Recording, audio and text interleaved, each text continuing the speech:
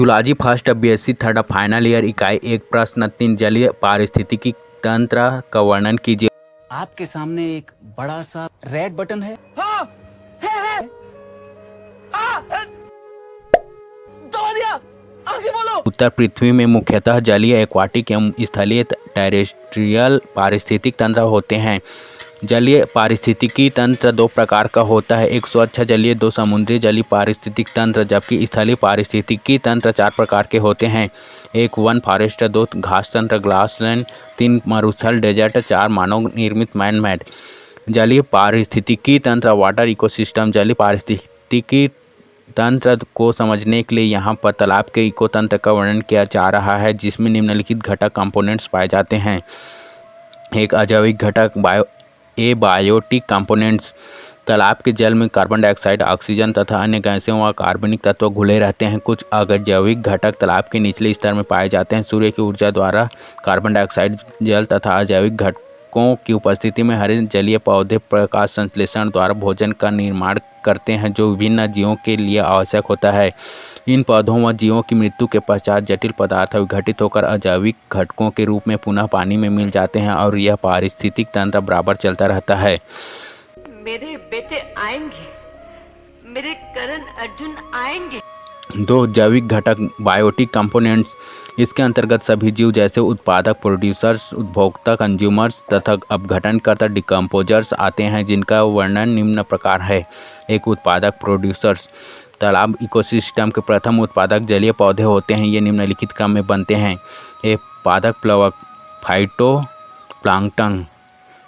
ये हरे रंग के तैरते रहने वाले शैवाल हैं। ये अति सूक्ष्म होते हैं। तालाब में जहाँ तक प्रकाश की किरणें प्रवेश पाती हैं, वहाँ तक इनकी संख्या काफ़ी अधिक होती है। उदाहरण माइक्रोसिटिस, यूग्लिना, वालवॉक्स एल्बिना। 2 रेशेदार शैवाल फिलामेंटस एल्गी। पानी पर तैरते हुए तथा किनारों की ओर घना जाल बनाते तालाबों में पाए जाते हैं। उदाहरण उडोगोनिया, स्पाइरोगायरा, कारा। 3 निमग्न पादप सबमर्ज्ड प्लांट्स। ये पौधे जड़ों द्वारा तालाब की जमीन में लगे होते हैं। उदाहरण हाइड्रिला, वैलिसनेरिया। डी निर्गत पादप इमर्जेंट प्लांट्स। इस पादप की जड़ें पानी के अंदर तथा शेष भाग पानी के ऊपर निकला होता है। उदाहरण रीड। ई सतह पर तैरने वाले पादप सरफेस फ्लोटिंग प्लांट्स। ये पौधे पानी की सतह पर तैरते रहते हैं। उदाहरण पिस्टिया।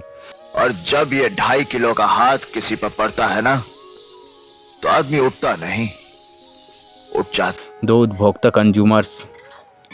ताल में पाए जाने वाले विभिन्न प्राणियों का समूह उपभोक्ता होता है। ए प्राथमिक उपभोक्ता प्राइमरी कंज्यूमर्स। यह पादपों को खाते हैं। इन्हें निम्न वर्गों में बांटा जाता है। एक प्राणी प्लवक जो प्लांक्टन। ये ताल के अंदर लहरों के साथ तैरते उतरते रहते हैं। उदाहरण साइक्लोप्स, डैफनिया, कोपीपोड और रोटीफर। 2 तैरनक नेक्टन्स। ये अपने चलन अंग लुकोमोटरी ऑर्गन्स की सहायता से तैरते हैं। 3 नितलक बेंथोस। ताल के तल पर रहने वाले हैं। बी द्वितीयक तथा तृतीयक उपभोक्ता सेकेंडरी एंड टर्सरी कंज्यूमर्स। ये शाकाहारी जलीय जंतु का भक्षण करते हैं। उदाहरण मछली, मेढक, पानी का सांप। सी सर्वोच्च उपभोक्ता हायर कंज्यूमर्स। ये द्वितीयक तथा तृतीयक उपभोक्ताओं का भक्षण करते हैं। उदाहरण बड़ी मछली, बगुला, कछुआ। 3 अपघटक डिकम्पोजर्स। जलीय पौधे तथा जंतुओं के मरने के बाद अनेक सूक्ष्मजीवी माइक्रो ऑर्गेनिज्म उनके कार्बनिक पदार्थों को साधारण तत्वों में बदल देते हैं। ये मुक्त तत्व पौधे के द्वारा उपयोग में पुनः ले लिए जाते हैं। Hey, y'all, come look at this.